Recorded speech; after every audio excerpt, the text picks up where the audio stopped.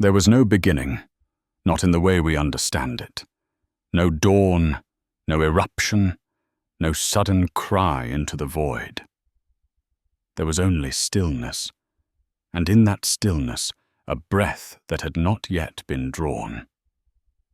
Before the winds began their wanderings, before even the stars dreamed of fire, there was only the silence. But it was not emptiness. It was fullness unrealized. Time had not yet been born, and so nothing moved. Space had no dimension, and so nothing separated. There were no names, no lines, no boundaries. Just the aching prelude to becoming, a cosmic inhalation, holding everything, and yet releasing nothing. It was not darkness. Darkness presupposes the absence of light. But this was a realm untouched by contrast. Not black, not white, not even grey. It was the unborn colour of potential. This was the first breath, held infinitely long. A universe curled within itself, asleep in the arms of a dream it had not yet chosen to dream.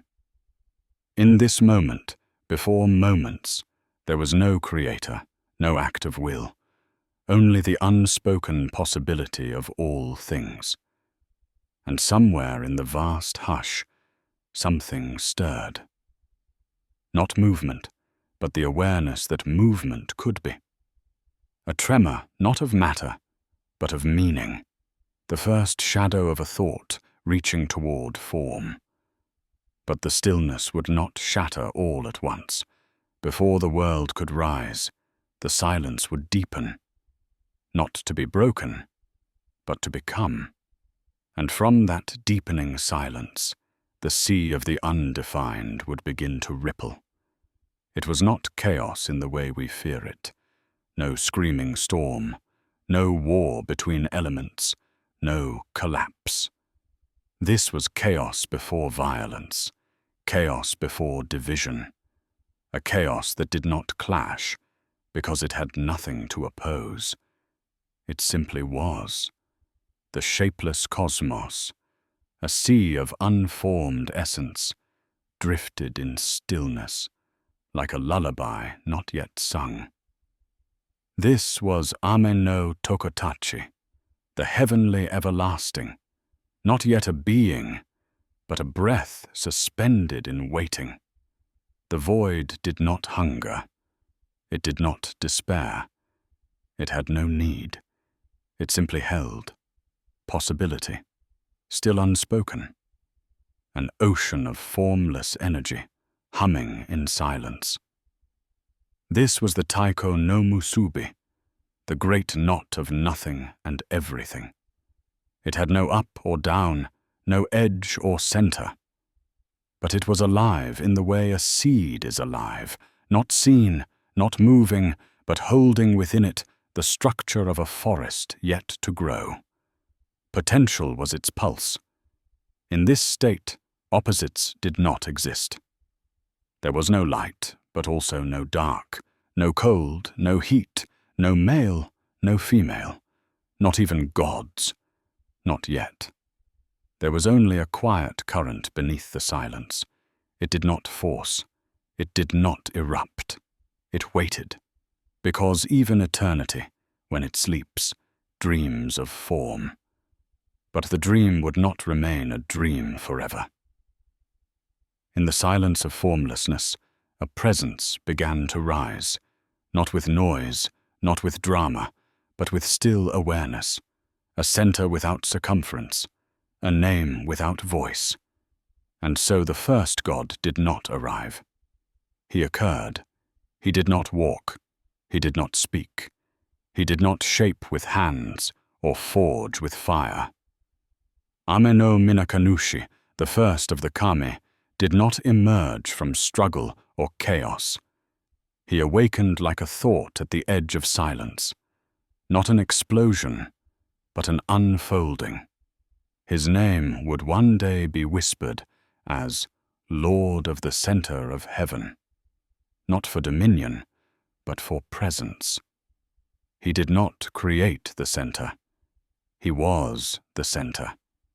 A still point in the vast hush, a consciousness that required no body. His existence was not defined by doing, but by being. He was neither male nor female, neither parent nor child. He bore no myths of triumph, no tales of war or love. His role was not to act, but to be the first awareness, the quiet spine around which the cosmos could begin to curve. He did not command. He did not intervene. But in his silent presence, the first symmetry appeared. And then, as gently as he came, he receded. Not deng, not fleeing, but becoming hidden. A breath exhaled, never to return the same way again. He left no temple, no icon, no thunder behind him, only the memory of stillness, a reminder that the divine does not always announce itself with fire. Sometimes it whispers with absence. But from that whisper, others followed. The void, having tasted presence, would not remain barren. Like rain upon dry earth, the stirrings of divinity began to multiply, and from this multiplication, the world would lean closer to form. Yet even they, the next kami, did not arrive with hands to shape or feet to walk. They came as witnesses, not architects. From the deep hush that bore Ame no Minakanushi, other deities emerged, not as warriors, not as judges, but as echoes of stillness. Takami Musubi and Kami Musubi, names that would be sacred, rose like distant thoughts in a mind just waking. They did not speak. They did not stir the waters. They did not separate a sky from sea. Their divinity was not in action, but in presence. These were the Kotoa Matsukami, the distinguished heavenly gods, who surfaced briefly, only to vanish without memory of movement. Their purpose was not to shape, but to anchor, to be the breath before the voice, the spark before the flame. We know them not through their deeds, but through their absence. The myths do not recall their speeches. The scrolls do not trace their temples, but they linger, like the warmth in a room after someone has left, like the stillness before a bell tolls. They waited, and their waiting shaped the world, because not all creators must create. Some simply must exist, to hold the silence long enough that another can break it. They were the womb of the myth, the invisible architecture beneath the heavens. They left no mark because they were the mark, and just as breath becomes voice, stillness would soon become motion. The silence was ready to shatter, not in violence, but in longing. And from that longing, the creators would descend. Long before the skies had names, before fire had a shape, before even death had meaning, there was the murmur beneath silence. Not a sound, but something stranger, the feeling that something was near, something waiting to exist. The void, which had cradled the first presence like a heartbeat in slumber, now began to pulse with unseen rhythms. These were not winds or waves. These were whispers, not heard, but felt. A presence of presences, nameless and wide. The universe had no center, yet something stirred as if there were one. The silence, so complete it had once defined all that was, now carried the faint tremble of intention. These stirrings were not yet gods. They did not speak. They did not see. But they leaned into being, like breath pressing against a boundary it did not yet understand. They drifted across the void not as forms, but as possibilities gathering momentum. They were more felt than known, like a thought forming in the back of a mind not yet aware it was thinking. And still, no hand reached out. No will imposed order. This was the quiet blossoming of awareness in its most primal state. What moved now was not light, nor matter, nor purpose, but the mysterious ache to become. The void, once ought content to contain, now longed to release. From this yearning came the first divine awakenings, not thunderous, not bright, but like the soft shift of weight in a dark room. They came not to act, but to be. And from that being, the first gods would soon unfold, not with names written in stone, but with vigilance echoing in their wake. They arrived unannounced. No trumpet of thunder heralded them. No clash of forces carved their names into sky or earth. They were the Kotoa Matsukami, the distinguished heavenly ones, and they emerged not from war nor from will, but from the soft unraveling of potential. The first was Ame no Minaka Nushi, still and central. Then Takami Musubi, whose essence threaded through all that would live. And Kami Musubi, whose breath would one day stir the soil. There were others. They did not rise together, nor did they linger. They were not builders or rulers. They were not gods, as we might demand them. No tempests at their feet, no myths of conquest trailing behind. They were moments, brief, silent, sacred. Each appeared like a ripple crossing an unseen ocean, lasting only long enough to be sensed, never grasped. They did not speak. They did not love. They did not fight. But in their appearing and vanishing, they whispered a truth far older than language, that not all power must be loud, and not all meaning must be lasting. They left no temples, no followers, no stories of triumph, but they left direction. In their wake, the current of creation tilted, ever so slightly, toward motion. They did not act, but their existence made action possible.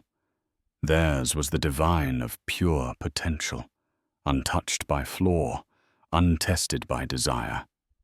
But such perfection could not endure in a world that longed to be touched, shaped, held.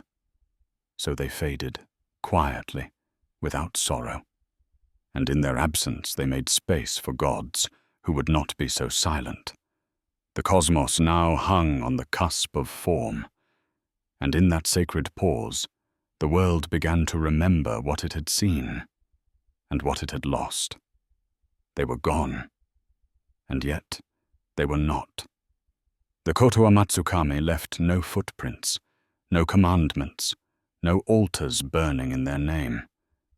But they left something deeper, a silence that remembered, a stillness that knew it had been stirred. The void, once unaware of itself, now carried the residue of divine presence, not in matter, but in memory.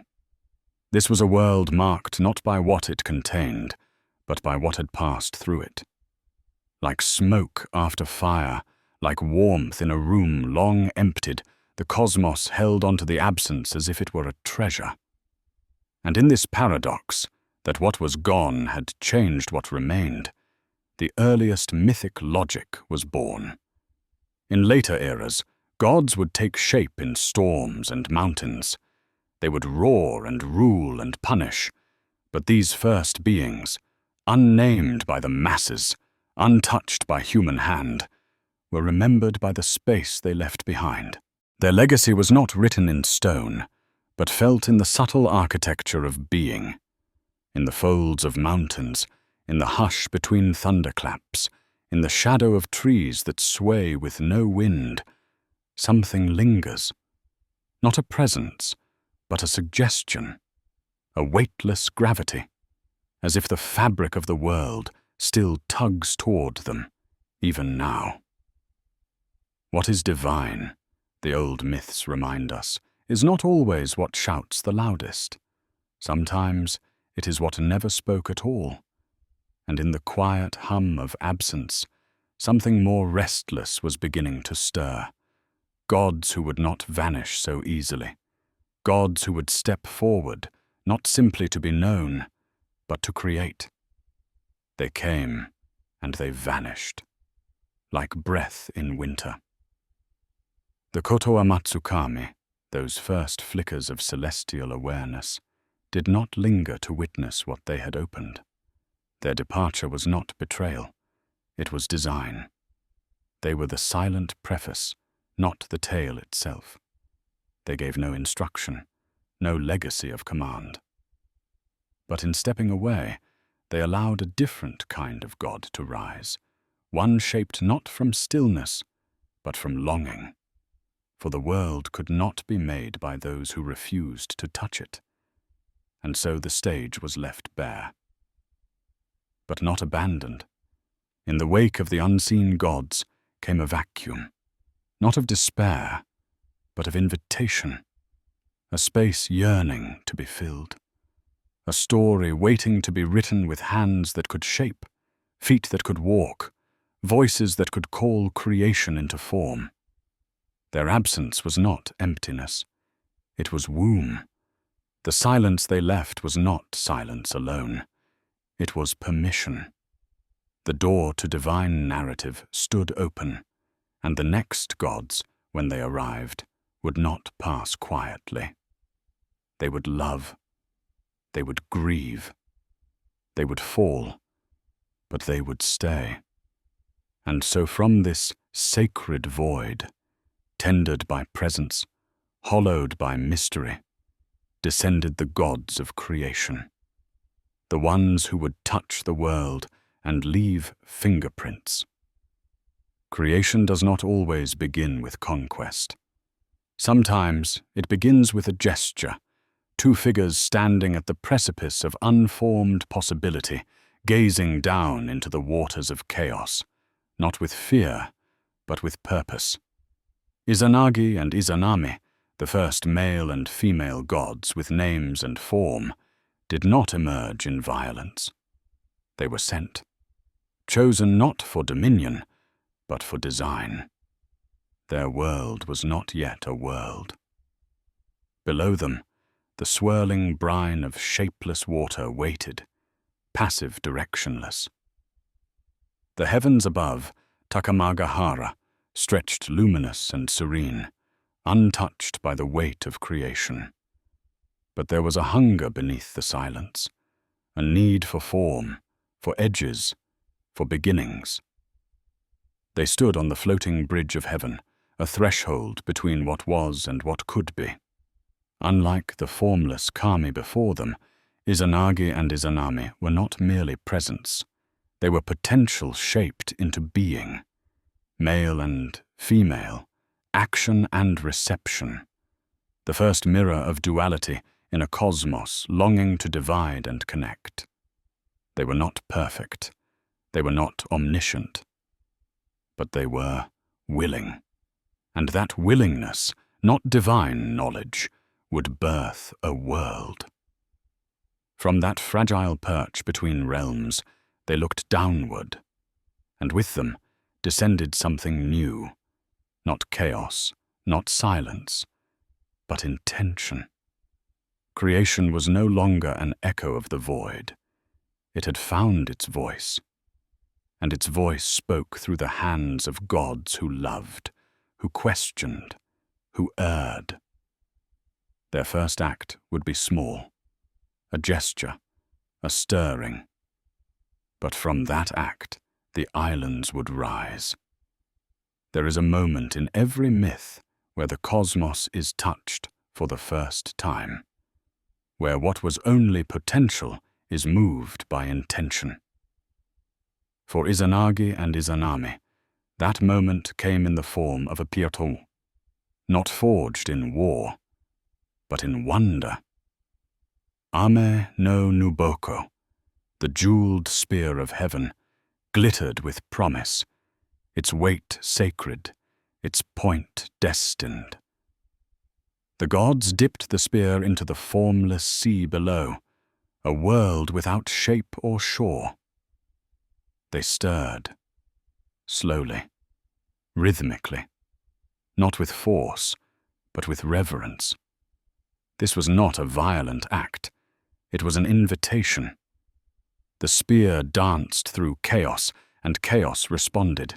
From its tip, droplets fell, thick, slow, heavy with meaning. And when those droplets struck the sea, they did not vanish. They coalesced. Onogoro Shima, the self-forming island, rose from the surface like breath rising in cold air. It was not coved or summoned. It emerged, drawn forth by movement, born not of command, but of ritual. This was the first land, sacred not for what it contained, but for how it came to be. Here, on Onogoro, the gods descended, and for the first time, the divine set foot upon something solid. Earth, not yet wide. Ground, not yet named. But it was enough to walk, to speak, to begin. This act, the stirring of chaos, the formation of land, marked a rupture in eternity. No longer was the world a sea of silence. It had been touched, changed, called into presence by the tip of a spear and the patience of two gods. And yet, creation was not complete. The land was only the beginning. The ritual had only just begun. Creation, at its heart, is not the striking of a match, but the joining of two sparks. On the newly formed Onogoro Shima, Izanagi and Izanami prepared for a sacred act, not of conquest, but of communion. Their union was not merely biological. It was cosmic, a performance upon which the world would hinge. They built a heavenly pillar, the Ame no Mihashira, and circled it in opposite directions. This was not just ceremony. It was symmetry. The masculine and the feminine, each walking in orbit, each seeking to meet. And when they met, they spoke. But something faltered. Izanami, the woman, spoke first. It seems small, a word out of order. But in myth, order is everything. And this misstep, this subtle fracture in the ritual's symmetry, had consequences. Their first children were born malformed. The Hiruko, the leech child, and Awashima, the foam-born. Unfit to be gods, unfit to inherit the land. The union had produced life, but not harmony. The gods conferred. The ritual had to be repeated. This time, Izanagi would speak first, masculine before feminine, not in dominance, but in rhythm. And from this recalibrated dance, creation responded. Islands emerged, each a syllable in the poem of Japan's body. Awaji, Kyushu, Shikoku, Honshu, the sacred archipelago, was no longer a dream. It was spoken into being. From their union also sprang the kami, gods of wind, trees, rivers, and soil. The world did not erupt into place. It unfolded like paper brushed with ink, each stroke deliberate, each form the result of balance. Their love, like the land, was not without imperfection. But it was real, and from that realness came a world both fragile and holy. Yet even in joy, creation carries its shadow, and in the final act of their union, that shadow would burn. Creation comes with cost, even among gods.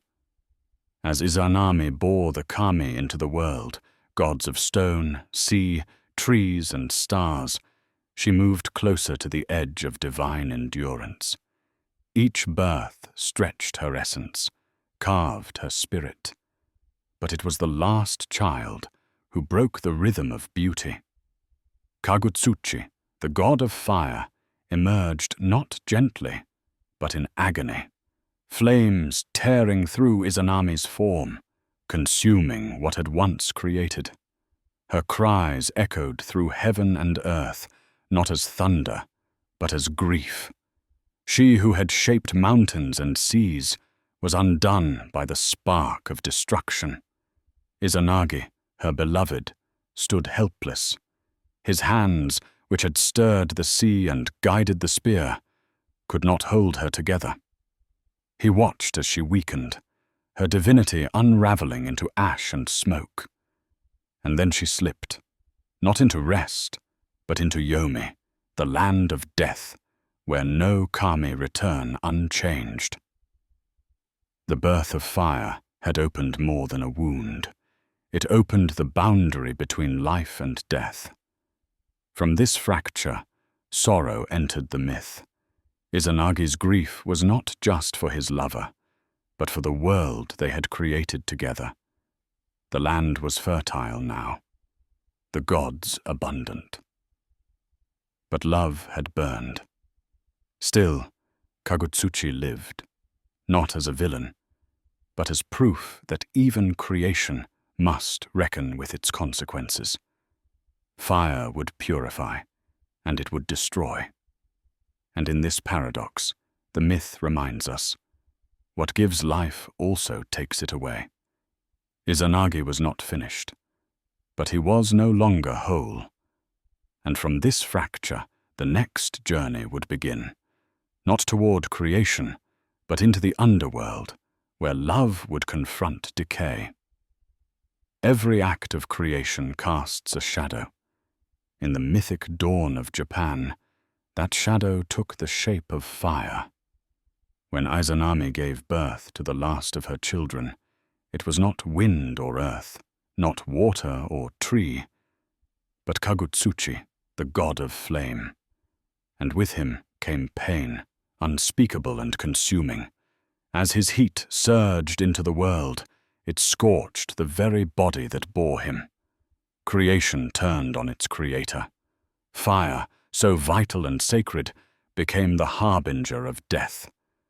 Izanami's agony was not brief. It was a slow unraveling. Divine flesh turned to ash, sacred breath turned to smoke. Her cries echoed across the heavens, not in rage, but in sorrow. She, who had shaped mountains and summoned islands, was now unmaking herself from within. And Izanagi, her partner in both love and osmos, could only watch. The same hands that had stirred the oceans, that had built the world beside her, were now powerless to preserve her. Death had entered the divine. It was no longer abstract, no longer a possibility. It had become real. And it did not wait. It claimed Izanami and drew her downward, into Yomi, the shadowed underworld, a place beyond the touch of gods. Her departure ruptured the mythic order.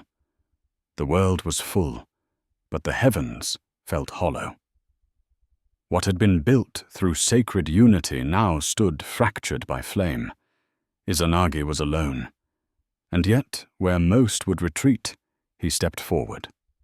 Because sometimes grief is not silence. Sometimes grief becomes motion. And in that motion, the underworld opened its gate. To descend into the land of the dead is not an act of bravery. It is an act of desperation. Izanagi, shattered by the loss of Izanami, refused to accept the boundary death had drawn between them. The love that had shaped continents could not, he believed, be ended by a single breath. And so, with neither torch nor offering, he stepped across the veil, into Yomi, the hidden realm beneath the world. But Yomi is not a place one simply walks. It is not marked by paths or stars. It is silence, heavy, saturated. It clings to memory and numbs the will. Time folds inward here. Color dissolves. Even gods must shed some part of themselves to pass through. What Izanagi shed was hope, replaced now by a single purpose: to find her. Through corridors of stillness and the weight of untouched air, he wandered.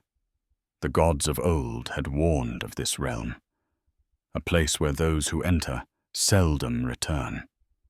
But love, when it refuses to let go, does not measure the cost. He called out for her, not with voice, but with longing. And in that shadowed hush, she answered. Her presence flickered like embers not yet extinguished. She had not vanished entirely, but neither had she remained whole. He begged her to return, to rise again, to rejoin the world they had made. But the dead do not move easily. To leave Yomi is to deny its hold, a task not of strength, but of balance, of identity. And as Izanami hesitated, something in the darkness stirred, a truth not yet seen, a transformation not yet understood. He had come for love, but what he would find was its cost. She was there, but she was not the same. In the veiled hush of Yomi, Izanami, once radiant with the fire of life, stood cloaked in slants and decay. Her form, once the embodiment of creation's grace, had begun to dissolve, not completely, but unmistakably. She had eaten of the food of the dead, bound now to the underworld not just in presence, but in essence. When she spoke, it was not with anger. It was with sorrow. She had hoped he would not come to what? Come. Hoped he would let her fade, as the dead must. But love, foolish and faithful, had pulled him down, and now he stood in a place where even gods are unwelcome. Izanagi, still holding on to the memory of the woman who shaped the sea beside him, begged for her return. She, torn between past and present, between godhood and ghost, warned him not to look, not to break the fragile boundary that held her between worlds. If he could wait, if he could trust, perhaps the ritual could be reversed. Perhaps she could be restored. But silence breeds doubt, and grief is impatient. Izanagi, trembling with love and fear, disobeyed. He lit a torch, just a flicker, just enough to see. And what he saw shattered him. Izanami's body was already returning to the earth, decaying, unformed, bound now to the laws of death. Her eyes, once filled with creation, now dimmed by rot. Her voice, once a song, now cracked with stillness. She screamed, not from shame, but from betrayal. A vow had been broken, a threshold crossed, and in that moment, the love that had forged a world fractured irreparably. Izanagi fled, and Yomi awakened. What follows grief is not always healing. Sometimes it is horror. As Izanagi turned and fled the underworld, the silence of Yomi collapsed into rage. Izanami, betrayed and bound to death, was no longer a goddess reaching for life. She had become its antithesis. Her sorrow fermented into fury, and with it, she summoned the dark forces of Yomi to pursue the one who broke his word. Izanagi ran, and behind him came decay. Spirits, oozing and ravenous, spilled forth like shadows torn from their roots. His feet moved not with power, but with panic. The underworld did not release its visitors lightly, especially not those who left love behind in ruin.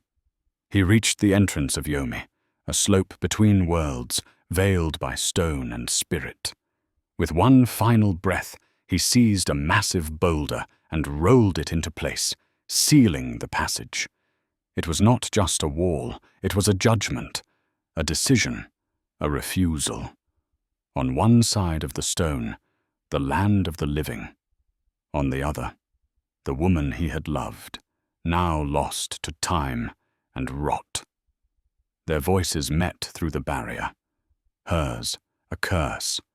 His, a farewell. In that moment, the bond between male and female, between creation and decay, between love and loss, was cut not by violence but by necessity. The world had been made. But the cost was unbearable. Izanagi stood now not as a husband, but as a god alone.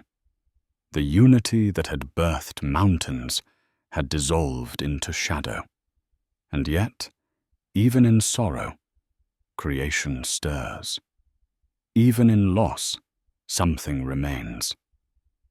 Because from grief comes purification, and from purification, new gods would rise. Some journeys mark the soul more than the body. When Izanagi returned from Yomi, he did not return whole. He carried no wound, yet he was unclean. His breath was shallow, his touch lifeless, his presence shadowed by a silence that did not belong to the living. The underworld had not simply rejected him, it had stained him. Not with blood, but with memory. The memory of betrayal, of decay, of a love transformed into horror. It clung to his skin like a fog, not visible, but undeniable. In Shinto thought, impurity is not merely a moral failing. It is a disruption of harmony, a disharmony between self and cosmos. What Izanagi brought back from Yomi was more than sorrow. It was imbalance. The sacred symmetry of creation, once held through his union with Izanami, now tilted toward death. He knew this, and so he did not return to the heavens in triumph. He returned in silence, seeking not glory, but cleansing. Before he could speak again, before he could create again, he would need to wash away the echoes of that shadowed world, not because he had sinned, but because he had seen. And so, with the weight of both love and loss pressing on his shoulders, he turned toward water, the ancient, flowing boundary between death and rebirth. Not to forget, but to renew. Not to erase, but to begin again. In that still, sacred place where river meets soul, the act of purification would become more than cleansing. It would become the threshold to a new cosmos. The body forgets nothing, neither does the soul, and yet both seek renewal. Izanagi approached the Hinokawa River, not as a god returning in splendor, but as a man marked by what he had seen. The path into Yomi had been one of descent. The path forward now demanded return, not backward, but inward, through water, through ritual. In the rippling current, he undressed not only his garments, but the residue of grief and rot that clung to him. Every step into the river was a step away from the underworld, but not from memory. Memory remained. It always does. But purification in Shinto is not forgetting. It is remembering rightly.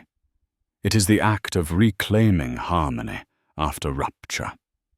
As the water touched his skin, it was not cold. It was sacred. The river did not question where he had been. It simply accepted what he carried, and in that acceptance began to transform it. He washed his left eye, then his right, then his nose, each act deliberate, each movement a prayer. not with words, but with gesture, with solence. And from that Outlandswantul, something extraordinary began to stir. Where decay had lingered, life began to bloom, not in trees or stones, but in spirit, in the sacred spark that moves between heaven and earth. The water that carried away impurity now bore something luminous in return. This was not merely a cleansing, it was a cosmic alchemy. And from that alchemy, 3 forces would rise, not as consequence, but as revelation. 3 children, born not of flesh, but of elemental sorrow and spiritual grace. They would be the next chapter. Purification is not just a return to balance.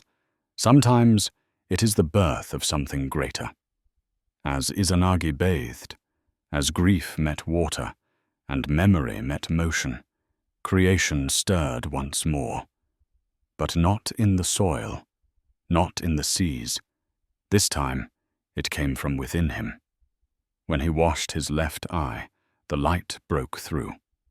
From it emerged Amaterasu, the goddess of the sun, radiant, composed, serene.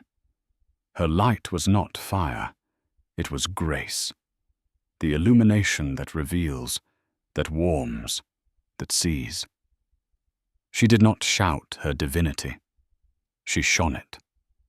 She would one day rule the heavens, but in this moment, she was born not from power, but from purity. From his right eye came Tsukuyomi, the moon god, cool, contemplative, distant. He was the echo to his sister's brilliance, not lesser, but opposite. Where she illuminated the day, he guarded the night. Where she was warmth, he was reflection. Together, they would frame the rhythm of time. And when he cleansed his nose, Susanoo arrived. Storm-born, chaotic. He did not descend gently. He howled into existence, the god of wind and sea, of conflict and change. He was not born in balance. He was born in tension. But that tension, too, is divine. These were not just gods. They were archetypes, forces, the essential triad of sky, sun, moon, storm, light, reflection, turbulence. They were his children, yes, but also his aftermath, the embodiment of what comes after descent, after loss, after the cleansing of shadow. And their presence would not bring peace. It would bring story, conflict, meaning. Because from purity came power. And power, when split into 3, must always find its balance, or break the world apart. They were siblings, but not equals. Complements, but not companions. Amaterasu ruled the sun with luminous dignity, steady, calm, assured. She brought growth, vision, the cycle of days. Her presence was the rhythm of life itself. Tsukuyomi, the moon, held beauty in restraint. He watched, measured, reflected. He did not burn. He waited. But waiting, too, is a kind of light, the promise that even night holds order. Susanoo, the storm, was neither steady nor silent. His heart surged like the tides he commanded. He brought both bounty and destruction. He was not evil, but he was ungoverned.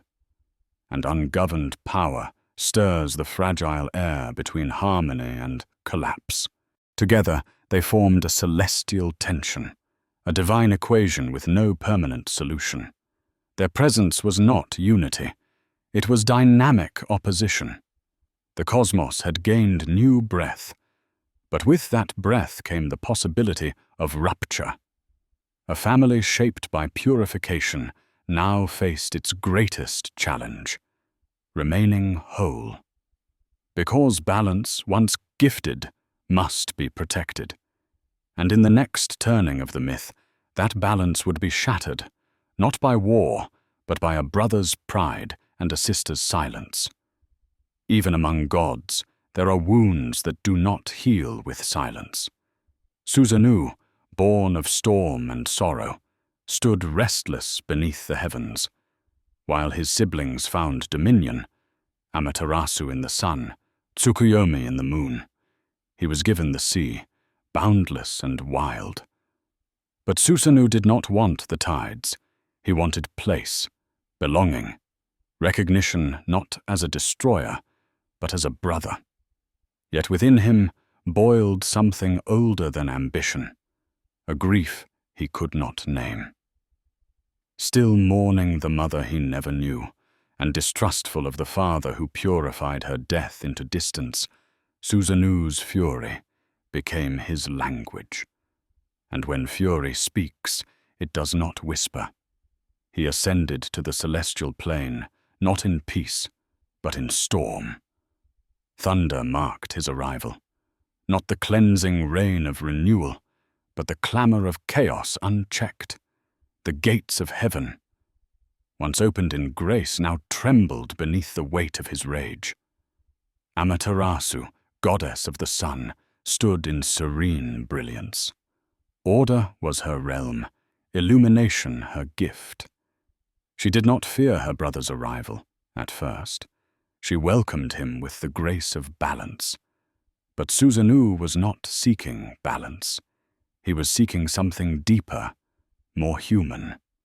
To be seen, to be tested, to be loved despite the destruction he carried. And so the sky cracked, not from hatred, but from the tension between light and storm, between calm and collision, between a sister who held the cosmos together and a brother determined to see if it would break. What followed would begin as a contest of purity, but would end in the unraveling of trust itself. When gods challenge one another, the ritual is rarely about the contest. It is about what the contest reveals. To prove his intentions were pure, Susanoo proposed a test.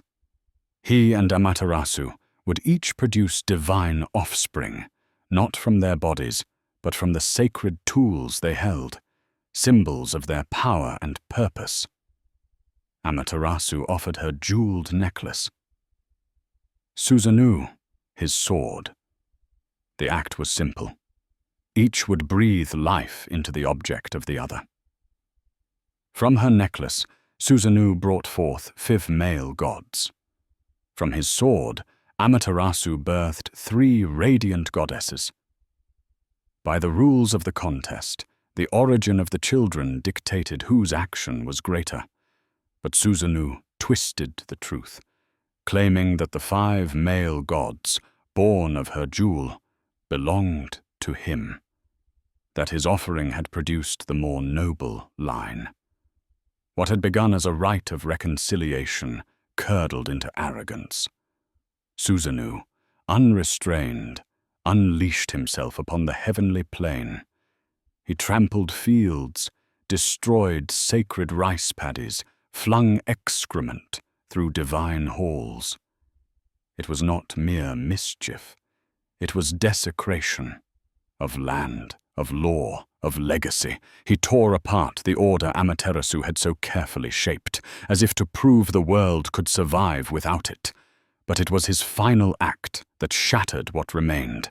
He burst into her sacred weaving hall, a sanctuary of stillness, and hurled the flayed body of a celestial horse. The shock struck one of her handmaidens dead. The threads of heaven came undone. Amaterasu did not scream. She did not strike. She withdrew. Not out of fear, but in sorrow. Because sometimes the greatest grief is not in the betrayal itself, but in realizing the bond was never as whole as you believed. And so the sun turned away from the world. There is no greater silence than the one that follows abandonment. When Amaterasu, the goddess of the sun, withdrew into the heavenly rock cave, she did not retreat in anger. She vanished in mourning. The world had not rejected her, but her own brother, born of the same cleansing breath, had defiled what was sacred. She no longer recognized the harmony she was meant to uphold. And so she closed her eyes. The cave sealed behind her. Darkness fell. Not metaphorical darkness, but the literal absence of day. Fields dimmed, oceans stilled. Shadows stretched across the land without boundary or break. Mortals and gods alike felt the cold seep in, not from wind, but from the absence of rhythm. Without Amaterasu's light, time itself hesitated. The heavens, once radiant with purpose, grew quiet. No voice rose to challenge the silence. No wind dared disturb the morning. It was as if the world, unsure of itself, waited. Amaterasu's cave was not merely a hiding place. It was a wound in the sky. The goddess had not abandoned her duty. She had lost the belief that it mattered, that order could be trusted, that light was still worthy of being shared. This was not defeat. It was grief turned inward. Outside, the gods gathered. Not to chastise her, but to wonder how they had let it come to this. The divine order, so carefully woven, now unraveled because of one sibling's rage and another's silence. But silence, however heavy, is not final. Within that darkness, the world began to remember what light had once felt like. The warmth, the laughter, the slow unfolding of morning. And from that remembering, a new strategy would be born, one not of command, but of joy. When the sun hides, it is not the cold that kills first, it is the forgetting. With Amaterasu sealed within the cave, light no longer guided the living. Crops withered in stillborn soil. Rivers lost their clarity. The sacred pulse of the world, its breath, its tempo, collapsed into confusion. The gods who remained stood helpless. They were powerful, yes, but not radiant. None could mimic her warmth. None could stretch their arms across the sky. Without her, everything seemed less. Not just dimmer, but meaningless. Rituals faltered. Festivals ceased. Even prayer lost its shape. What do you offer when the one who listens no longer watches? The land, once a conversation between heaven and earth, now muttered to itself in disconnected fragments. And Susanoo, the storm-born, was cast down. Banished from the heavens, he did not roar. He fell. Not in triumph, but in exile. His chaos had won the moment, but lost the world. Amaterasu's absence was not just the loss of light. It was the loss of belief, in balance, in love, in the fragile beauty of cosmic cooperation. She had carried more than the sun on her shoulders. She had carried hope. But within the void, something stirred. The gods, humbled, began to speak not of punishment, but of laughter, not of revenge, but of renewal. And from this shift, a new energy would rise, one that would not command Amaterasu to return, but invite her. There is a moment in every story when the world forgets how to breathe. With Amaterasu hidden in the heavenly rock cave, the world entered a twilight of the soul, not complete darkness, but something worse, a dusk without end. It was a silence where song once echoed, a coldness where mourning once lived. The sun had not died. It had withdrawn, and in her absence, even the divine began to unravel. The gods gathered outside the sealed cave, not as rulers, not as warriors, but as mourners, bewildered, remorseful, uncertain. They did not plead for forgiveness. They whispered questions into the void. How do you call back the light when trust has been broken? The earth waited in shadow. Crops refused to grow. Rivers forgot their path. The birds stopped singing because the sky no longer told them when to begin. This was not merely a physical dimming. It was a spiritual hush, the kind that settles in after betrayal, when joy feels like a language forgotten. The gods stood before the barrier of stone, not as immortals, but as beings who had lost something irreplaceable. But grief, though heavy, is not inert. It turns, slowly, and within that stillness, something flickered. Not a plan, but a question. If Amaterasu had turned from the world because of sorrow, might the world call her back with laughter? Not force, not punishment, but joy. An offering she could not ignore, because it would speak not to her role, but to her reflection. The cave was sealed, but the soul of heaven was not. And in that sacred space before the threshold, a different kind of ritual began to take shape. Not all wars are fought with swords. Some are waged with symbols. The gods did not storm the cave. They crafted a stage, a theater of light built not to compel Amaterasu, but to invite her. At the heart of their plan were 3 sacred objects, each chosen not for their power, but for what they represented. The Yata no Kagami, a flawless mirror, was polished until it shimmered like still water under moonlight. It would not reflect the world as it was, broken, cold, dim, but the light of Amaterasu herself, should she emerge. A reminder not of what the gods had lost, but of what she still was.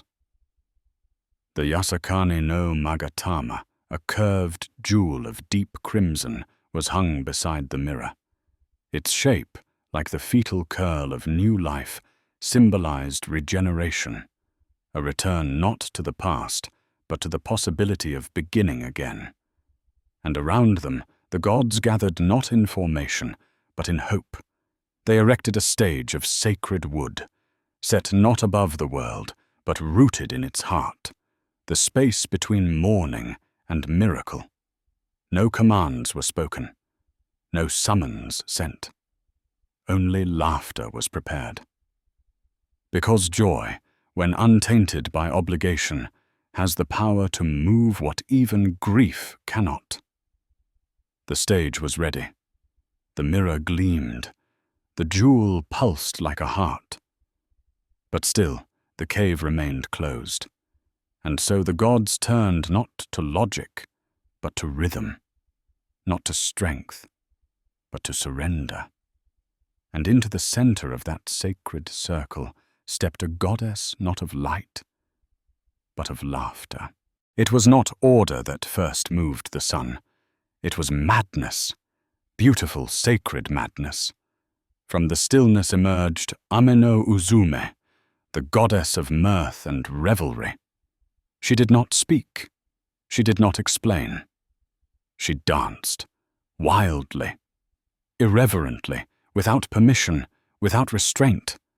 Her body became a story the gods had forgotten how to tell, the story of ecstasy, of joy unshackled from fear. Before the sealed cave, in the thick of despair, Uzume threw off her garments and stamped her feet upon the earth. Her laughter rose like smoke, not light and airy, but deep, full, unstoppable. She shouted to the heavens, not in rage but in rhythm. Her voice cracked with delight. Her movement bordered on madness. The other gods gasped, and then they laughed, not out of mockery, but out of memory. They remembered the lightness of being, the pulse of joy unlinked from consequence. For a moment, the shadow lifted, not from the world, but from within. Uzume's dance was not a performance. It was provocation, not of insult, but of awakening. She reminded the cosmos that even gods must sometimes look foolish to become whole again. That grace is not always born in stillness, but in surrender. And deep within the cave, Amaterasu heard it. The laughter, the stamping, the unshamed celebration of life. It was not the world she had left. It was something new. A world that missed her, not for her title, but for her spirit. And so she leaned forward, not because she was called, but because she was curious. Because sometimes what draws us out of darkness is not obligation, but the glimpse of our own forgotten joy. It was not the sound that broke her silence.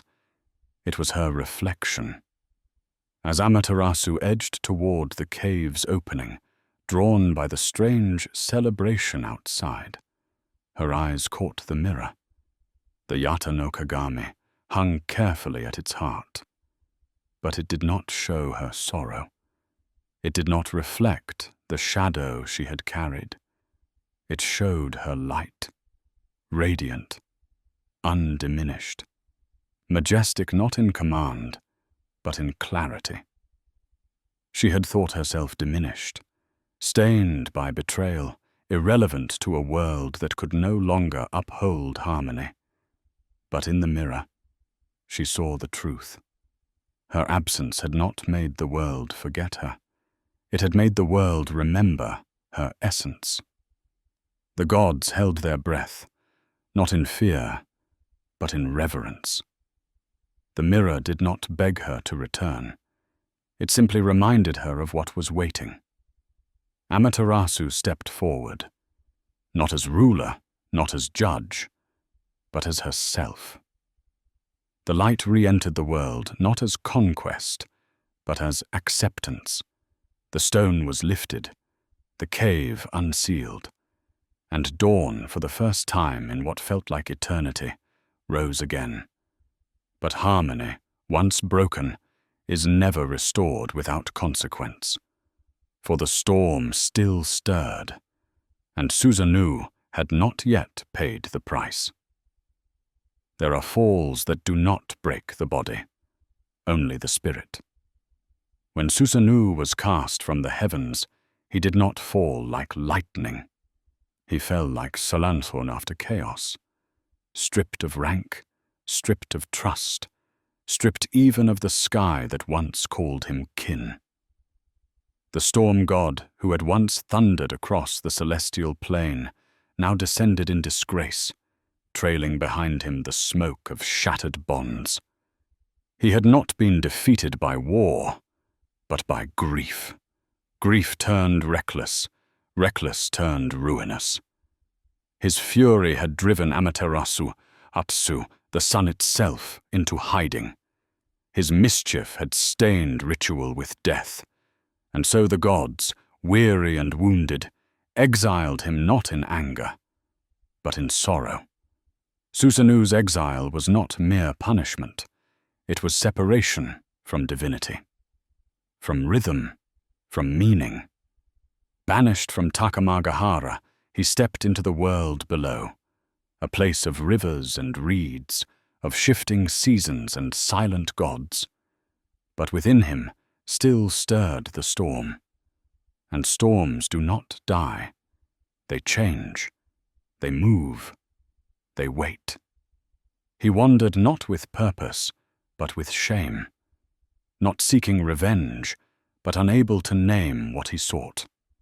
In the heavens, he had been the brother who shattered the world. On earth, he was a god without an altar, a force untethered from form.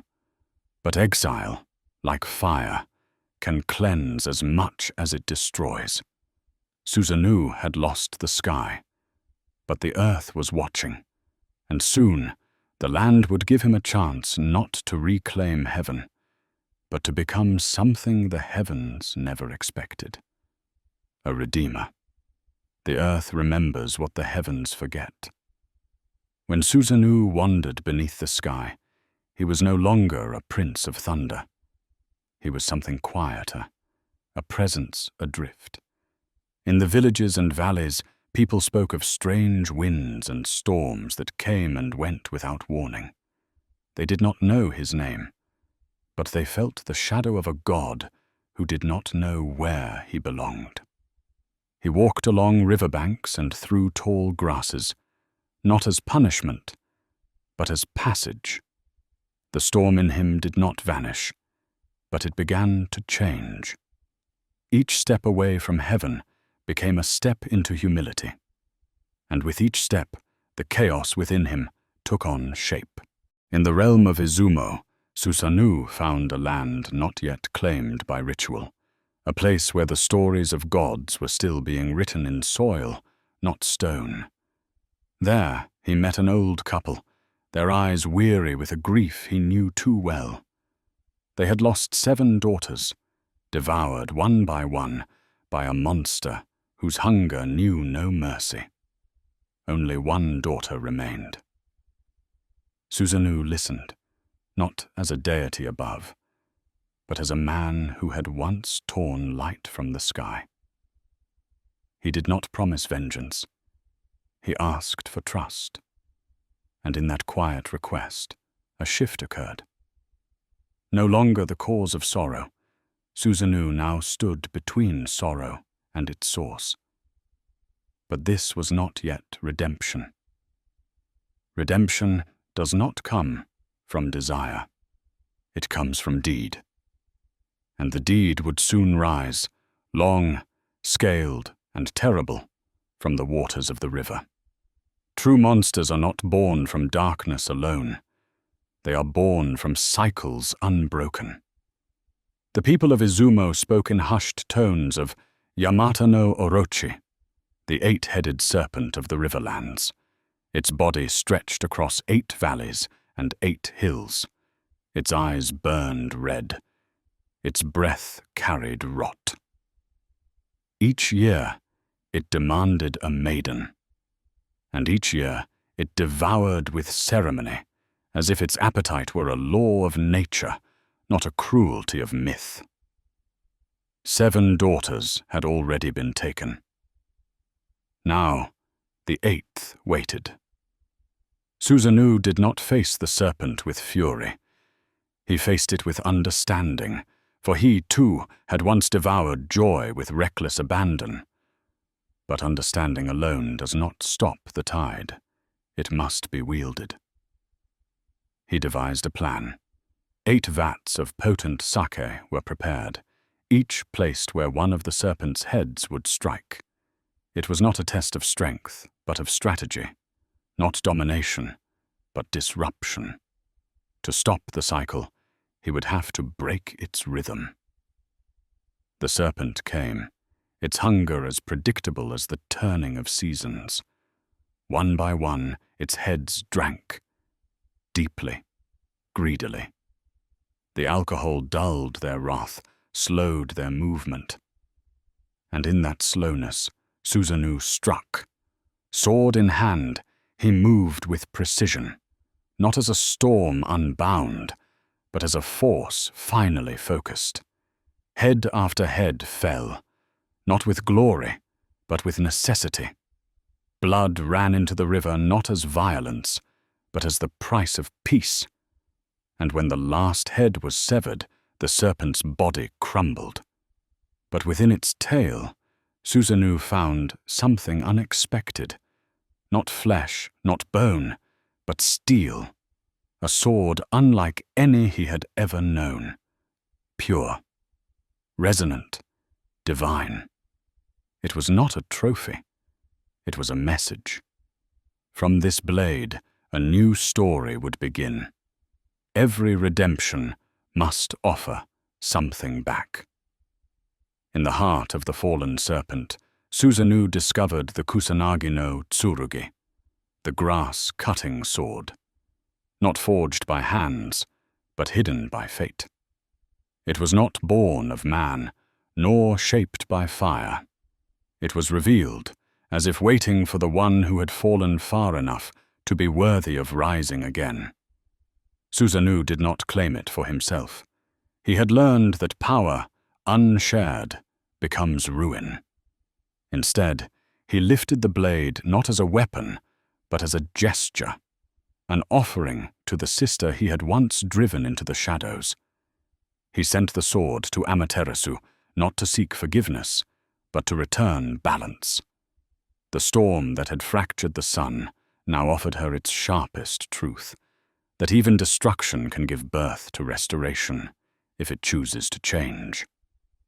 In time, the Kusanagi would become one of the 3 sacred treasures of Japan, alongside the mirror and the jewel that had once lured Amaterasu back into light, each sacred, each symbolic, each born of rupture and reunion. Susanoo had not reclaimed heaven, but he had reclaimed something far rarer, a sense of purpose that did not require dominion. From exile, he had risen.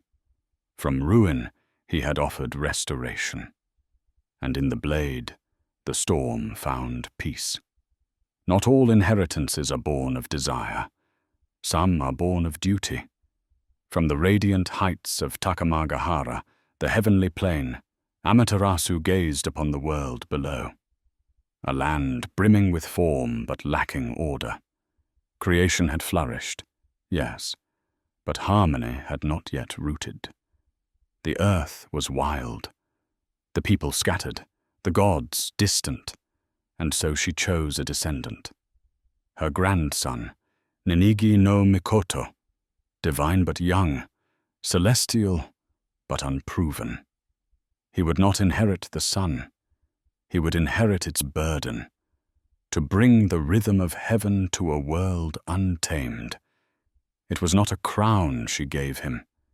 It was a mission. But descent is not a fall. It is a surrender, a lowering of oneself not in defeat, but in service. Ninigi would not go as a conqueror. He would go as a bridge. This was more than a passage from one realm to another. It was the binding of 2 worlds, the divine and the human, not by conquest, but by covenant. The path down was a rite, the descent itself a ritual. As he prepared to leave, the wind grew still, the stars held their breath. For in this single act, the myth would cross into history. The heavens would root themselves in soil. The eternal would plant its seed in time, and with him, Ninigi would carry not just light, but the instruments of divine purpose. Power without meaning is merely noise. Meaning without form is easily forgotten. But when both are bound in symbol, they endure. Before Ninigi no Mikoto descended to the earthly realm, Amaterasu placed 3 sacred objects into his hands, not as weapons, but as truths made tangible. These were not gifts. They were anchors, to memory, to identity, to heaven itself. The first was the Yata no Kagami, the mirror. Polished into perfection, it reflected not the face, but the essence. It was a reminder that a leader must always see clearly, not only outward, but inward. The mirror asked a silent question: can you see yourself even when others cannot? The second was the Yasakani no Magatama, the jewel. Its curve, soft and eternal, symbolized benevolence and unity. It was not hard like the blade, nor sharp like judgment. It was the thread that holds together what might otherwise scatter. The jewel whispered, "Power must soften, or it will shatter what it seeks to shape." And the third was the Kusanagi no Tsurugi, the sword. Born from Susanu's battle with the great serpent, it had tasted chaos and emerged sacred. It did not command through fear, but through legacy. The sword spoke last and said simply, "Courage is not in domination, but in protection." These were not mere emblems. Together, they formed the spiritual core of Japan's imperial tradition, a trinity of vision, compassion, and strength. Ninigi did not take them as a conqueror takes his spoils. He held them as a gardener holds seeds, knowing that what they represented would grow only if carried with care. And so, with treasure in hand, he stepped forward, not toward power, but toward responsibility. To walk into the mortal world as a god is not to be worshipped, it is to be watched. With the mirror at his heart, the jewel near his chest, and the sword at his side, Ninigi no Mikoto descended not in thunder, but in quiet resolve. He landed not upon throne or temple, but upon Mount Takachiho, a sacred place where heaven brushes the edge of earth. His feet met the soil with humility, for this was no coronation. It was a covenant. He was not there to rule, but to weave, to intertwine heaven's will with earth's rhythms. His blood was divine, yes, but his path would be walked in dust and wind, among mortals who had never looked into the face of the gods. The relics he carried did not gleam with magic. They pulsed with meaning. Every choice he made, every step he took, would either honor or betray what those symbols embodied. And yet, even gods must begin somewhere. He pledged not dominance, but stewardship. He did not seek praise. He sought continuity.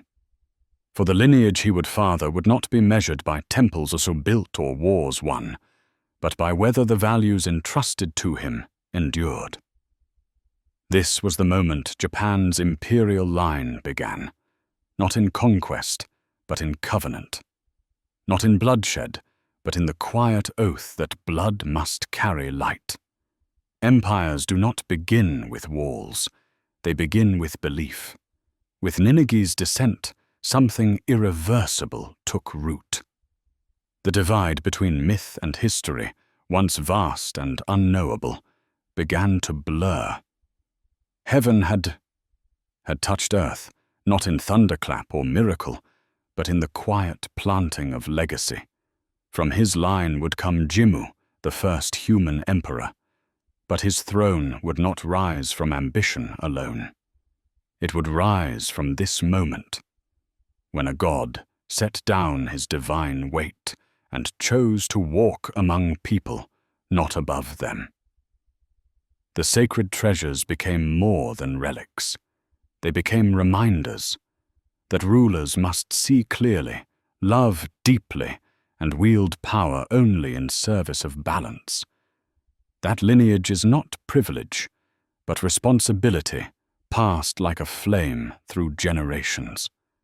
The soil beneath Ninigi's feet became sacred, not because it was divine, but because it bore the burden of memory. And in that memory, Japan would find its mythic foundation, not just in story, but in soul. And though centuries would pass, and emperors would rise and fall, the echo of that descent would remain. For once, the sun sent her descendant not to shine, but to plant. Destiny does not always descend with thunder. Sometimes it is sown in silence. Jimmu, the great-grandson of Amaterasu, was born not in a palace, but among reeds and mortals. His bloodline was celestial, his ancestry radiant with the legacy of gods. Yet his childhood was shaped by the humility of soil and the uncertainty of men. He was neither fully of heaven nor wholly of earth, but a bridge between two orders, chosen, yet tested by the ordinary. From the very first breath, those who watched him saw omens, cranes circling overhead, sunlight lingering upon his brow. Yet these signs did not shield him from suffering. He knew hunger, fear, and the ache of longing, the marks of humanity that shape even the children of the divine. It was not privilege that shaped his resolve, but struggle. His elders whispered prophecy, that he would unify the land, bring harmony to chaos, and become the sovereign of a new era. But prophecy is only a seed. It is hardship and character that make it bloom. The world into which Jimmu was born was fractured. Tribes vied for dominance, and the land was both sacred and contested. Jimmu's early years unfolded not as a golden legend, but as the slow forging of a will capable of bearing the sun's mandate. In his heart stirred both ambition and doubt, the inheritance of every ruler, mortal or divine. But destiny, once awakened, does not sleep.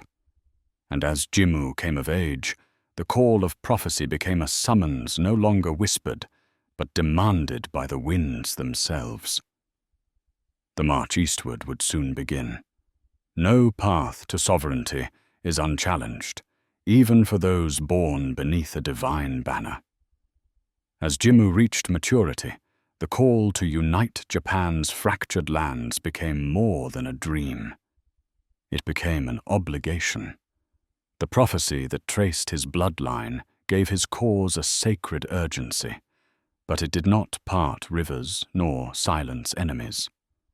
Guided by visions and accompanied by brothers and loyal followers, he marched east, away from the comfort of the familiar, into a world thick with resistance and uncertainty. The journey was a crucible. Mountains loomed like questions, rivers ran thick with possibility and peril. The tribes they encountered did not bow to omens. They fought with the desperation of those who have never known divine favor. Jimmu's forces, though determined, faltered under the weight of adversity. Hunger gnawed at their ranks, exhaustion bred dissent, and even the gods seemed distant. Doubt took root in Jimmu's heart. Had the heavens abandoned their chosen? Was the promise of a unified realm merely a story for the fireside, not the battlefield? Even those of sacred lineage are tested by despair. Yet adversity is the true measure of destiny. It strips away illusions, forcing those who would lead to confront their own frailty. In the stillness between battles, Jimmu looked to the sky, searching not for miracles, but for the resolve to endure. Every step eastward was both an act of faith and defiance, a declaration that history would be made not by prophecy alone, but by perseverance in the face of darkness. When hope seemed thinnest, the next turning point approached, a vision that would redefine the struggle, and a weapon that would become legend. In the mythology of nations, moments of revelation come like dawn after a sleepless night. For Jimmu, defeat threatened to eclipse destiny. His army, battered and depleted, faced overwhelming odds near the land's eastern edge. The promise of divine ancestry seemed little comfort beneath the weight of mortal failure. Yet it was in this abyss that intervention arrived, not in the form of thunder, but in a vision. As darkness pressed upon his camp, Jimmu saw a shimmering figure in the twilight, a celestial messenger, radiant and silent, bearing a sacred bow. The message was clear. The sun goddess had not abandoned her blood. The bow, more than a weapon, was a symbol of purpose reclaimed. Armed with this gift, Jimmu rallied his warriors with words woven from the fabric of hope and memory. He led them into battle at dawn, when the rising sun cast golden fire over the field. Arrows flew swift and true, their paths guided not only by skill, but by the conviction that history itself was watching. The tide turned. What had seemed insurmountable became inevitable. Enemies wavered and broke before a force that now moved with the momentum of myth. But victory is more than conquest. It is the moment when doubt is vanquished, and destiny, for an instant, feels inevitable.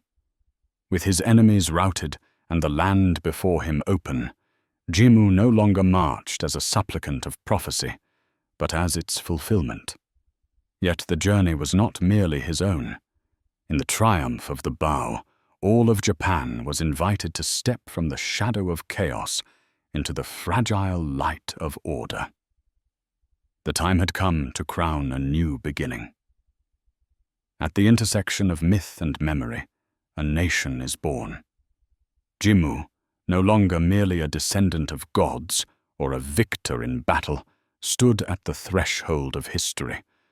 With the land subdued and the sun at his back, he declared himself the first emperor of Japan, not by force alone, but by the marriage of story and soil. This coronation was more than a personal triumph. It was the forging of an unbroken imperial line, a bridge from the sacred past to the uncertain future, from celestial ancestry to earthly authority. The sword, the mirror, and the jewel were not simply relics on the altar, but the living symbols of a covenant that bound the emperor to both heaven and people. Jimmu's rule did not erase struggle, nor did it promise perpetual peace.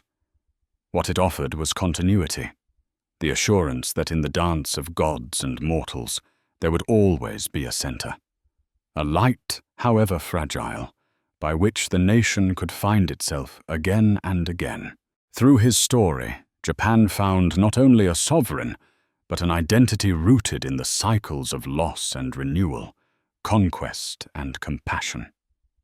The sun, once distant, was now woven into the life of the land. And so, with Jimmu's ascent, the myth became the marrow of a people.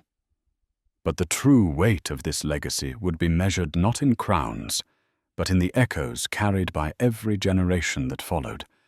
In the Japanese imagination, the world is never still, never silent. It hums with invisible life.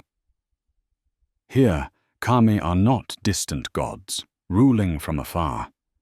They are intimate presences, felt more than seen, woven into the very fabric of the everyday.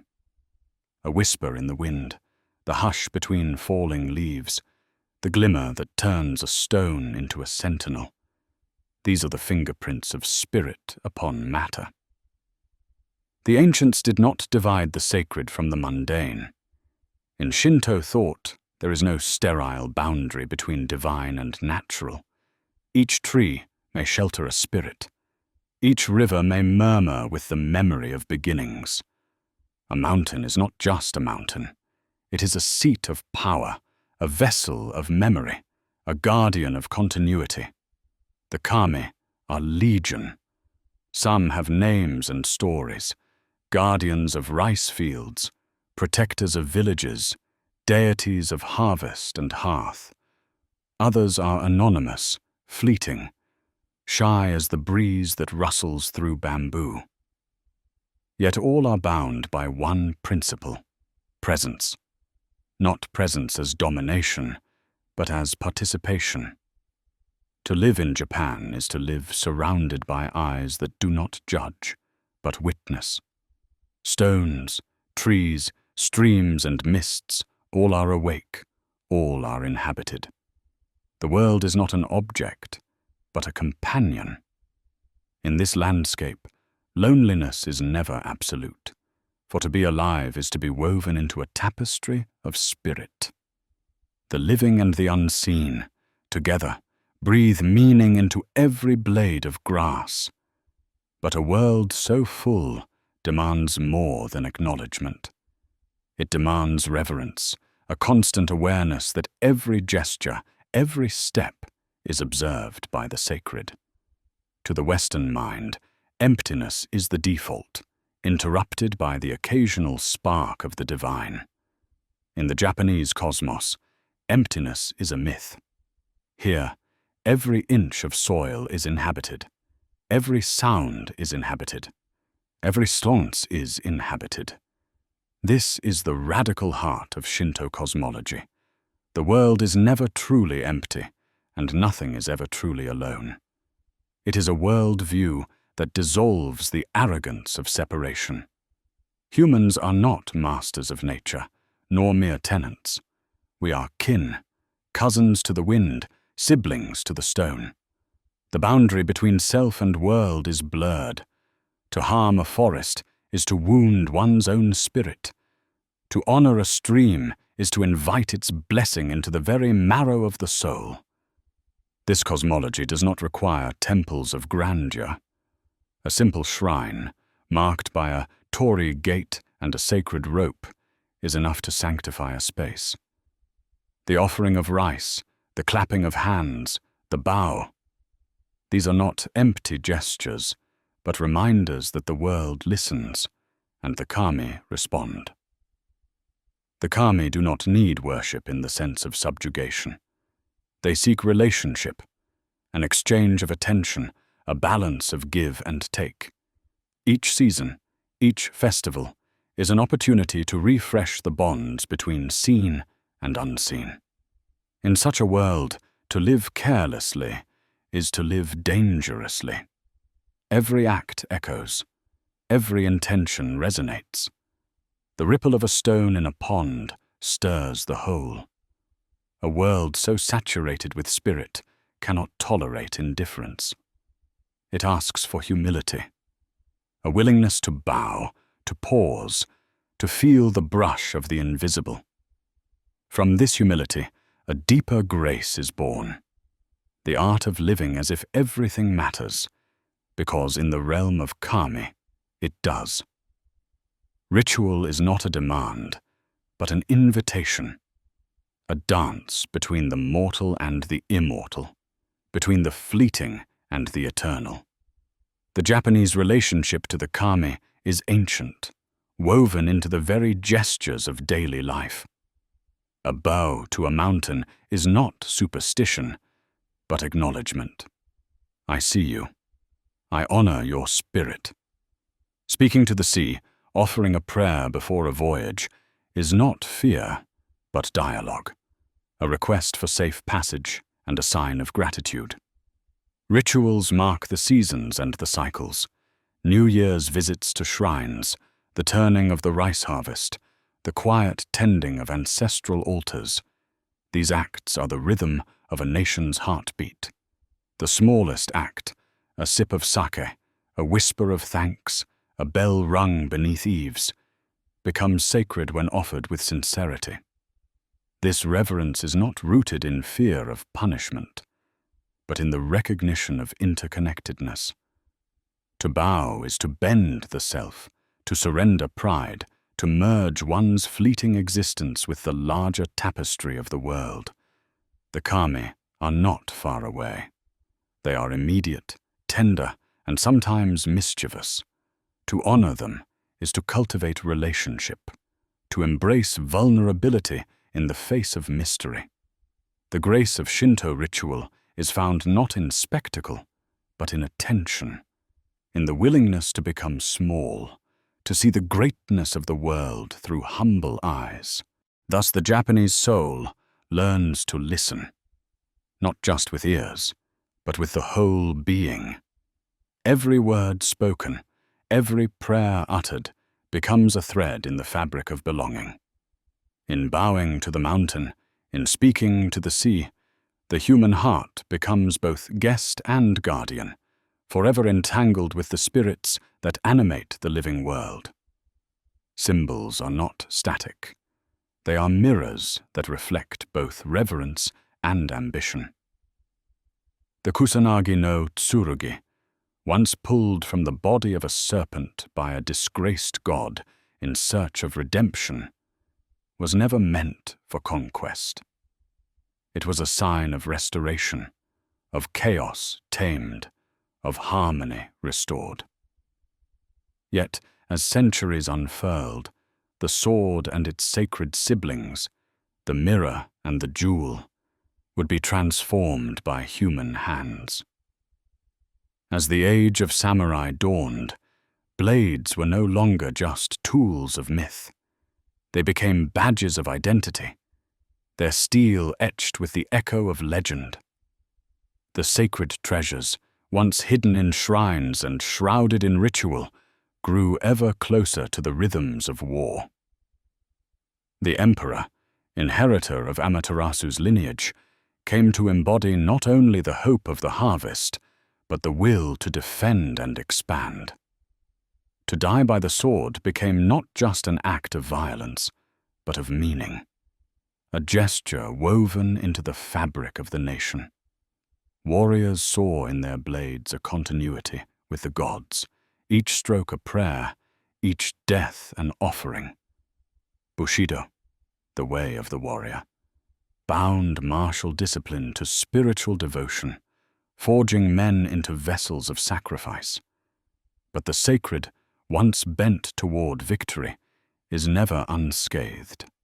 Each generation that wielded myth as a weapon polished it to their own reflection.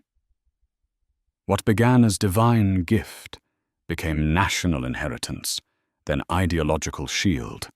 In every era, the question sharpened: who truly holds the blade, the spirit of the ancestors or the fevered hand of the present? And so the sword, the mirror, and the jewel moved from the temples of the gods to the armories of the state.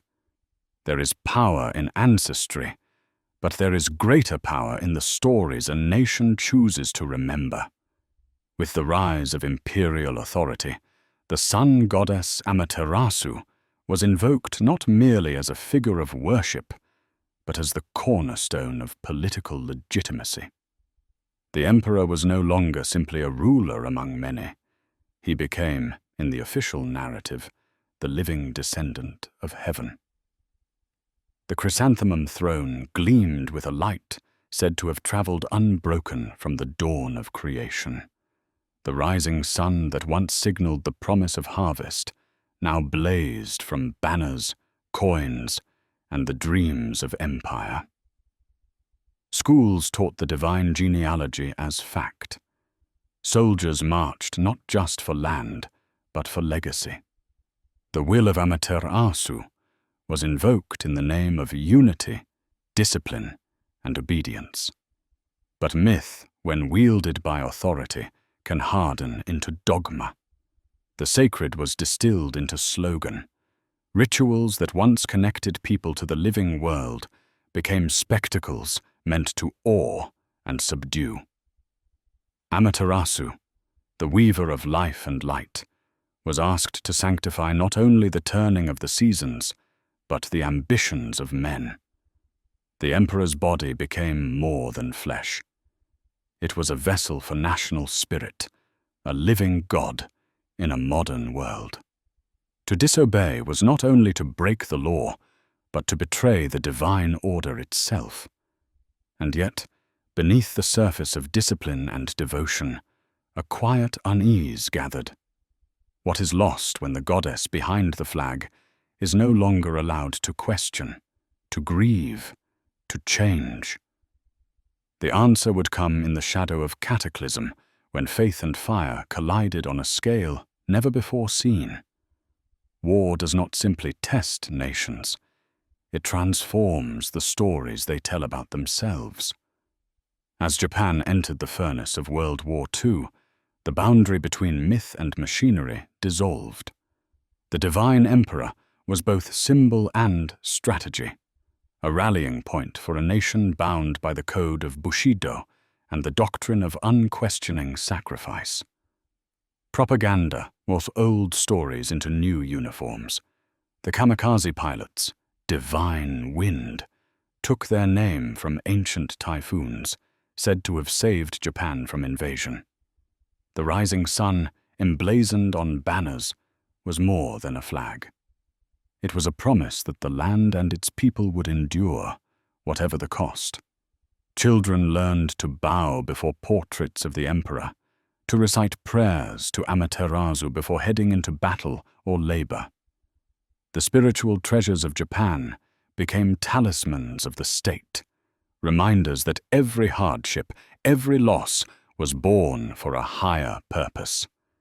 But the machinery of empire is never satisfied. The old gods, once content to animate rivers and rocks, were now yoked to the gears of ambition. Sacrifice became demand. Myth became mandate. And as the fires of war consumed cities and spirits alike, the sacred narrative began to strain. How much suffering could a myth sanctify before it, too, was burned? The answer would arrive with defeat, surrender, and the painful reckoning of what it means when the gods of the ancestors are called to justify the wounds of the present. When the guns fell silent, the myth did not disappear. It fractured. Japan's surrender in 1945 was not just the end of an empire. It was the unraveling of a national story. The emperor, once divine, renounced his sacred status before the world. Amaterasu's radiance retreated from the language of politics, seeking refuge once more in shrine and ritual. Yet the echo lingered.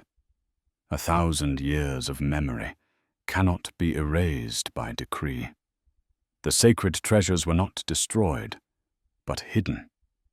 The myths remained, but now as questions, not answers. What is left when gods are used to justify sorrow? When faith is marshaled for war? Can it return to peace without losing its soul? In the twilight between memory and modernity, Japan stood at a crossroads. To move forward, it would have to separate the divine from the machinery of the state, and learn again how to bow to the mountain, speak to the sea, and hear the kami in the quiet places the empire had overlooked, for only then could the sacred begin to heal. Ruins are not always made of stone. Sometimes they are the silence left behind when a nation's story collapses. In the wake of World War II, Japan stood stunned, stripped of emma and certainty. Once unquestionable narratives of divine descent and imperial destiny dissolved in the fires of surrender. The emperor, no longer a living god, but a man among men, receded from the mythic center, leaving the people to search for meaning amid the debris. Yet even as cities smoldered and flags were lowered, the ancient symbols of Shinto remained.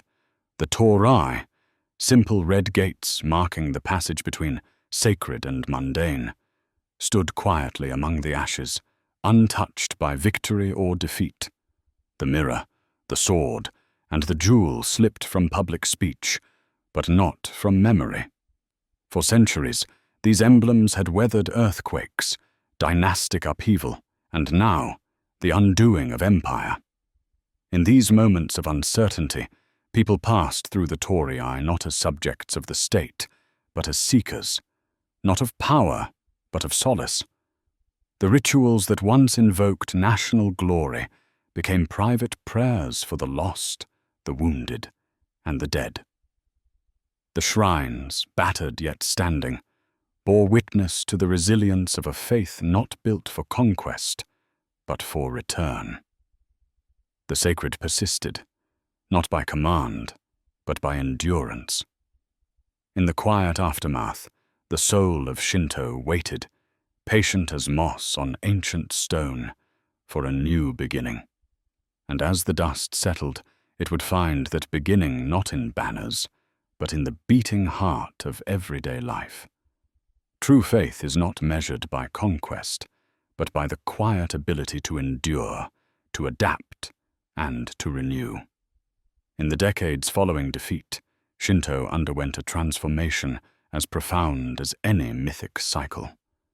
The old bond between shrine and state, so rigorously enforced by law and ritual, was formally severed. Shinto priests no longer marshaled armies. No imperial decree compelled the heart. For the first time in generations, the faith was asked to exist for its own sake, not as a tool of power. This was not the end, but a return. The spirit of Shinto, always rooted in the rhythms of nature and the humility of daily life, re-emerged with a different kind of strength.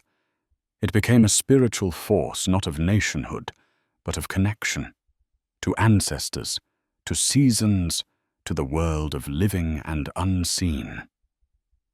People visited shrines not to prove loyalty, but to find meaning. Festivals, once choreographed as displays of imperial unity, became neighborhood celebrations, honoring the rice harvest, the first plum blossoms, or the spirits of those who had gone before. The kami, released from the machinery of empire, returned to their true forms, as guardians of rivers and fields, as presences in mountain mists and childhood dreams. Shinto now moved quietly, more present in the gestures of gratitude and remembrance than in any proclamation from the throne. To bow before a shrine was to acknowledge the invisible fabric of the world, the ties that outlast regimes, the hope that endures beyond defeat. In a rapidly modernizing nation, some wondered if the ancient rituals would fade, forgotten in the rush of progress. But in the face of loss and change, people discovered that the sacred was not a relic, but a wellspring. It could be carried within, from generation to generation, as quietly indestructible as a seed waiting for rain. And so, Shinto found renewal, not through armies, but through the unending cycle of remembrance, reverence, and return. Sometimes the greatest strength of a tradition is its ability to be ordinary. In post-war Japan, Shinto shrines became less the domain of priests and potentates, and more the sanctuaries of daily life.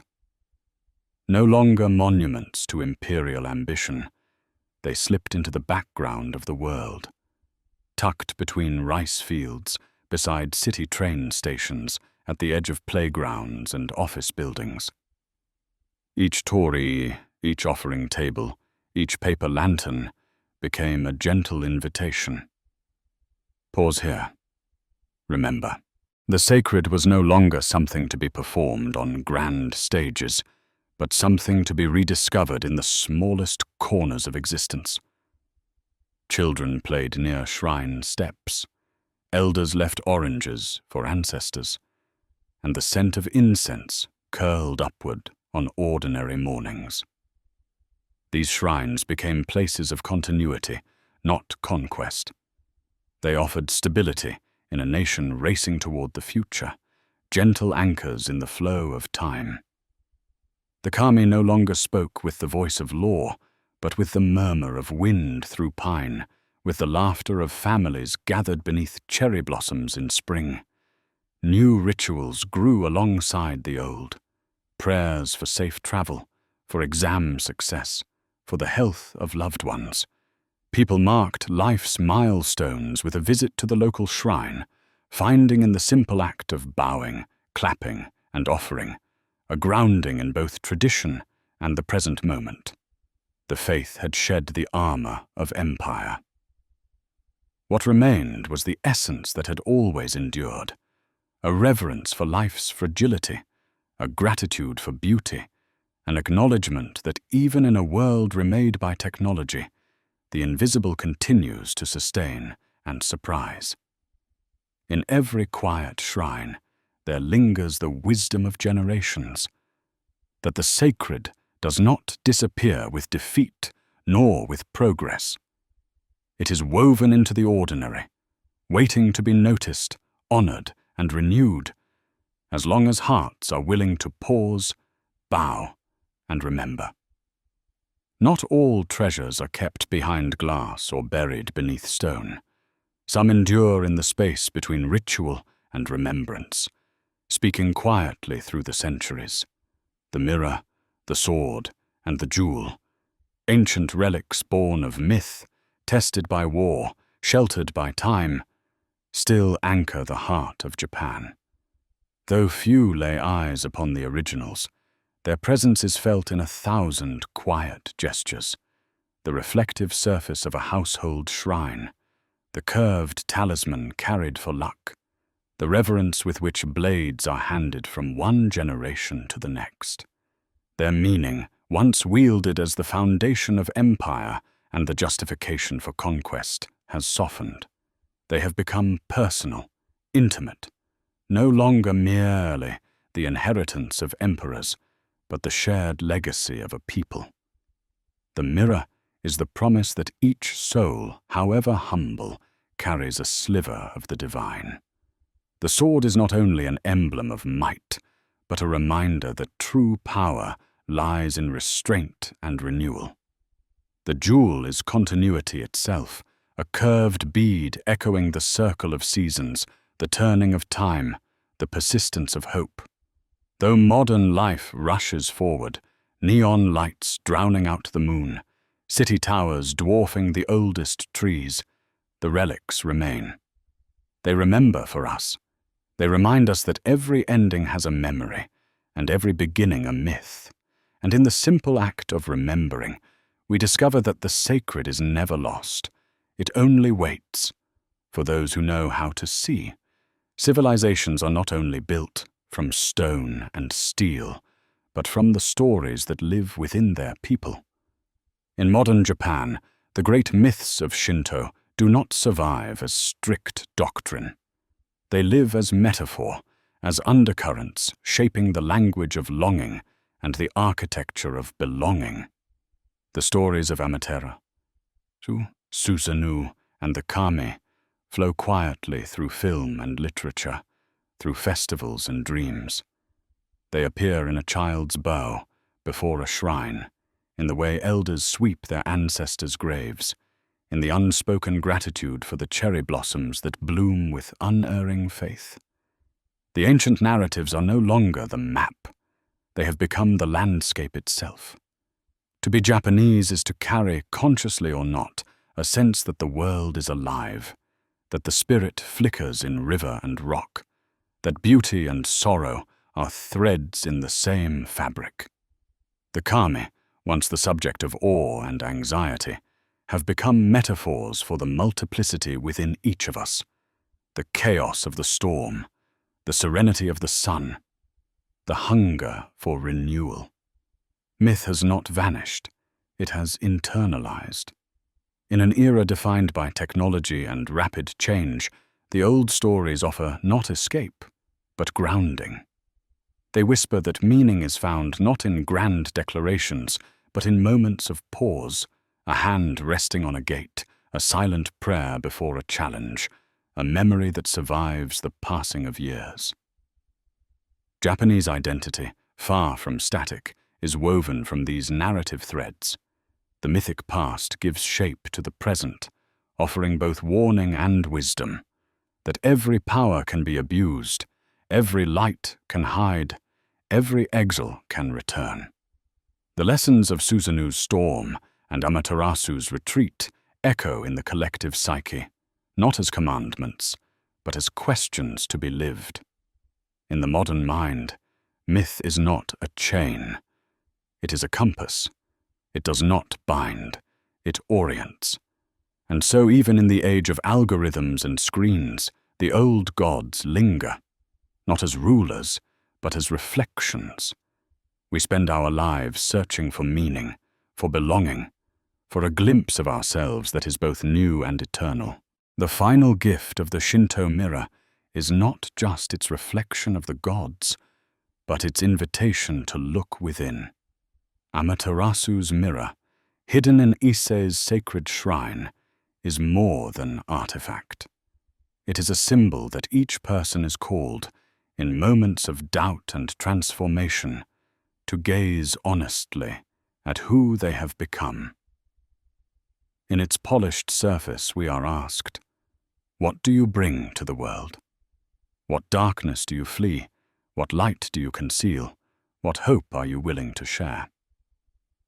In a fractured age, the need for reflection is both personal and communal.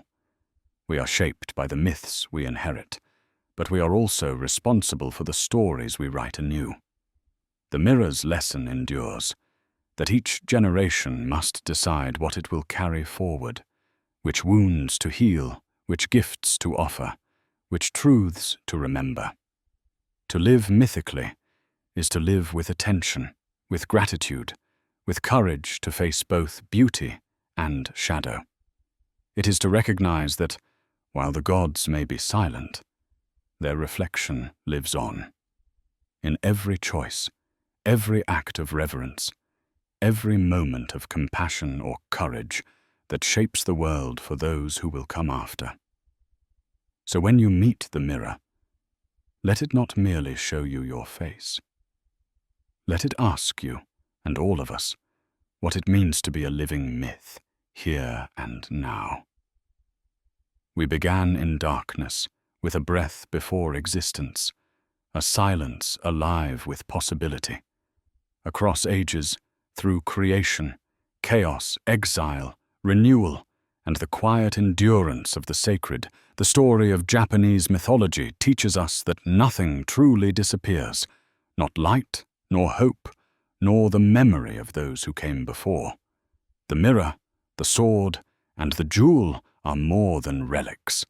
They are reminders that within each of us lies the power to destroy, to create, and most importantly, to reflect. In the end, it is not the gods who write our fate, but the choices we make in moments of shadow and light, doubt and courage. Myths endure not because they are old, but because they remind us, again and again, that what is sacred is not lost, only waiting to be seen anew. So as you look into your own mirror, what story do you see reflected there? What light, what fall, what hidden strength or hope are you carrying forward into the world? If you could rewrite one myth, for yourself or for all of us, what truth would you choose to remember? If this journey through myth and memory stirred something within you, I invite you to share your reflections below. Like this story, let our conversation grow with every voice. Subscribe for more epic journeys, and if this tale spoke to you, pass it on to someone searching for meaning in the patterns of the past. Your thoughts and questions, as always, are the most enduring legacy of all.